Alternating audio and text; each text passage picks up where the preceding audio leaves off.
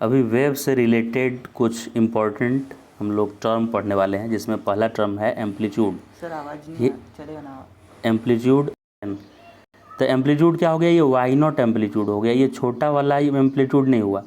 तो amplitude maximum displacement of particle from main position, ये amplitude हो गया। टाइम पीरियड क्या हुआ सर, तो टाइम पीरियड इसमें हुआ कि जो ये हाथ में पकड़ा हुआ है आदमी, हाथ में रस्सी को, ये रस्सी ये अपना हाथ का एसएचएम कितने समय में पूरा कर रहा है, मतलब मीन से ऊपर जाना, फिर ऊपर से निगेटिव एक्सट्रीम की तरफ और वापस मीन की तरफ, एक ओसिलेशन में कितना समय लग रहा है, इस जितना समय लगेगा उसको टाइम पीरियड बोलते हैं।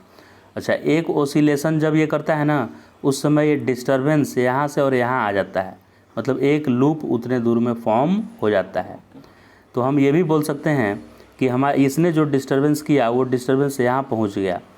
तो time taken by disturbance to move lambda distance, इतने डिस्टेंस को वेवलेंथ बोलते हैं। वन कंप्लीट लूप इतना फॉर्म करने में वेव जितना आगे निकलता है उसको क्या बोलते हैं, वेवलेंथ। ऐसे वेवलेंथ का और भी डेफिनेशन है, क्रिस्ट से क्रिस्ट के बीच के दूरी को भी वेवलेंथ बोलते हैं, या ट्रफ से ट्रफ के बीच के डिस्टेंस को भी वेवलेंथ बोलते हैं।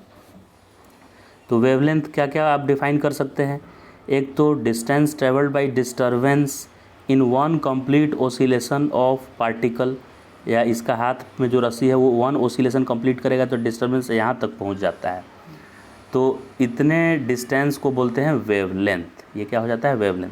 और इतना दूरी डिस्टर्बेंस को जानने में टाइम जो लगता है उसको टाइम पीरियड बोलते हैं।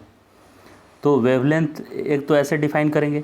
दूसरा वेवलेंथ ये भी, ए से सी के दूरी को भी वेवलेंथ बोलते हैं, या बी से डी के दूरी को भी वेवलेंथ बोलते थे, स्ट्रेट लाइन वाले दूरी को।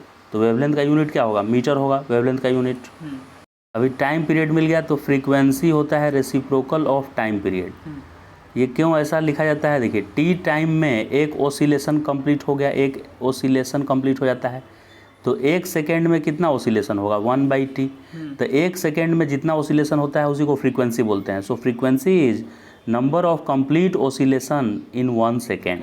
तो फ्रीक्वेंसी का फॉर्मूला बन गया 1/टाइम पीरियड। फ्रीक्वेंसी का एक और फॉर्मूला है, स्पीड का फॉर्मूला सबको पता है कि डिस्टेंस बाय टाइम होता है, बचपन से सब पढ़ा है। लेकिन वेव में जो डिस्टेंस ट्रेवल करता है ना, उसको वेवलेंथ बोलते हैं। कितने समय में, टाइम पीरियड में। एक टाइम पीरियड में कितना दूर वेव भाग जाता है, लैम्डा के बराबर।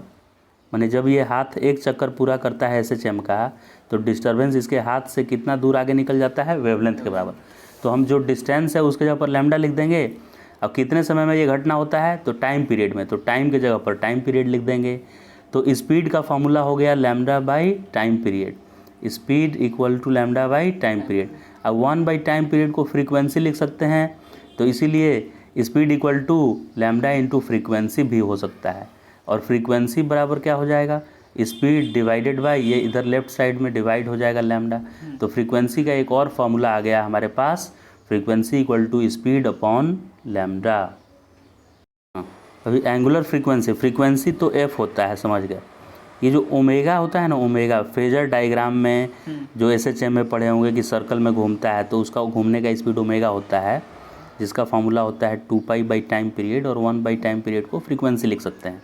तो 2πf, ये ओमेगा को एंगुलर फ्रीक्वेंसी बोलते हैं। सर्कुलर मोशन में ओमेगा इंडिकेट किया जाता है एंगुलर वेलोसिटी की जगह पर, लेकिन एसएचएम में इसी ओमेगा को क्या बोलते हैं हम लोग, एंगुलर फ्रीक्वेंसी। तो ओमेगा का फॉर्मूला या तो 2π/टाइम पीरियड लिख दीजिए, या 2π इंटू फ्रीक्वेंसी लिख दीजिए। ठीक है, दो फॉर्मूला हो गया।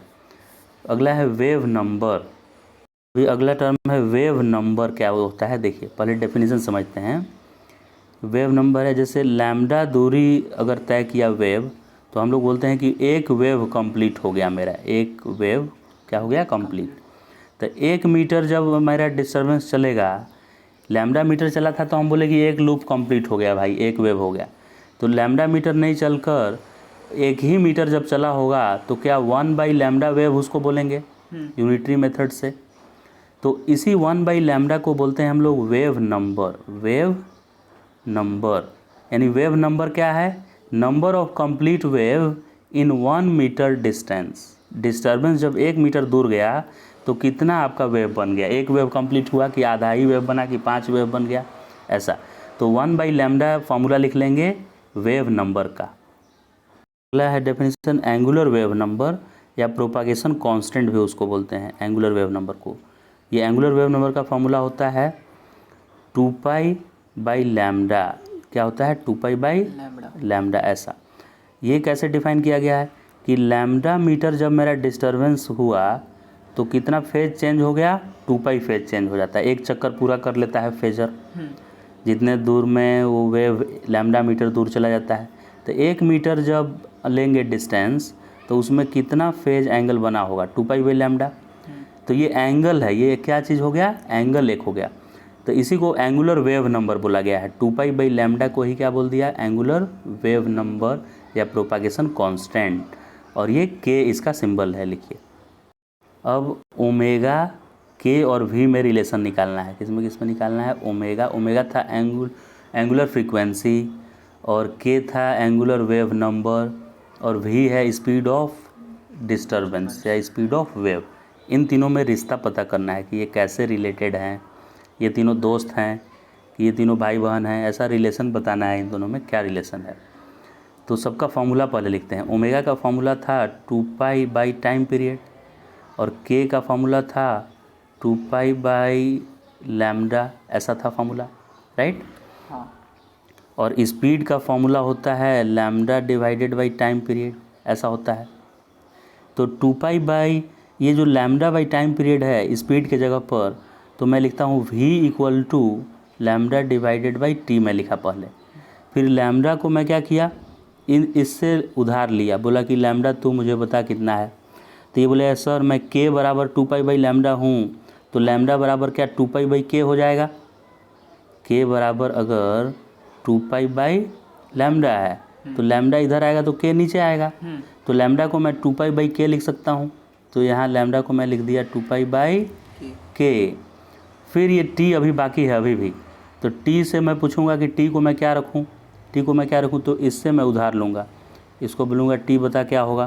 तो ये बोलेगा कि ओमेगा बराबर सर 2π/t है। ये क्या बोलेगा ओमेगा बराबर, तो लैम्डा ये इसका v इसको मैं बोला था, v को ही क्या बोला था मैं λ/t।